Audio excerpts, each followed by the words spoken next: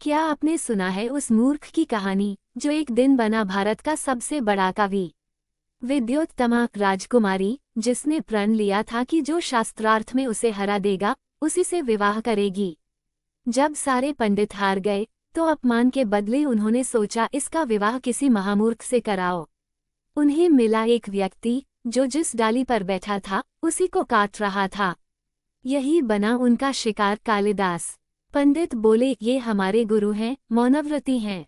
विद्योत्तमा ने संकेतों में प्रश्न किए। कालिदास ने गलत समझकर उग्र इशारे दिए, लेकिन पंडितों ने उन्हें ज्ञान की गहराई समझा दिया। राजकुमारी हारी और विवाह हुआ, पर पहली ही रात उसने पूछा, किमेतत्? कालिदास बोले, उट्र। सच सामने आ गया। कालिदास अशिक्षित थे। वह क्रोधित हुई और कालिदास को अपमानित कर विदा कर दिया। अपमानित कालिदास ने ज्ञान की तलाश में हिमालय की ओर रुख किया। वहां उन्होंने मां काली की तपस्या की और एक रात्रि उन्हें विद्या का वरदान मिला। कहा जाता है कि मां काली ने उन्हें आशीर्वाद दिया, तू भारत का अमर कवि बनेगा। और फिर जन्म हुआ कालिदास महाकवि का। कालिदास की रचनाओं में प्रकृति, प्रेम, नीति और दर्शन का अद्वितीय संगम है।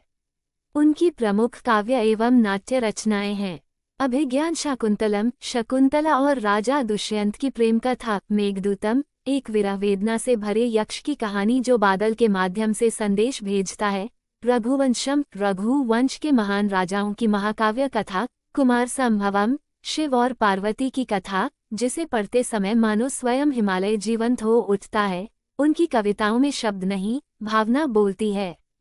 प्रकृति उनके लेखन में नायिका के समान है। महाकवि कालिदास न केवल संस्कृत साहित्य के शिखर हैं, बल्कि उन्हें भारत का शेक्सपियर भी कहा गया है। दुनिया भर के विद्वान उनकी कृतियों का अध्ययन करते हैं। उनके नाटकों का मंचन आज भी संस्कृत, हिंदी और कई भाषाओं में किया जाता है। संस्कृत साहित्य में जो स्थान वेदों का है, वही स्थान काव्य में कालिदास का है। कालिदास के जीवन के अंतिम वर्षों की जानकारी बहुत कम है, लेकिन उनका साहित्य कालजयी है। अगर आपको कालिदास की यह कहानी पसंद आई हो तो वीडियो को लाइक करें, अपने विचार कमेंट करें और ऐसे ही भारतीय इतिहास और साहित्य की कहानियों के लिए चैनल को सब्सक्राइब करना न भूलें। मिलते हैं अगले वीडियो में एक और प्रेरक और ऐतिहासिक कथा के साथ। जय हिंद।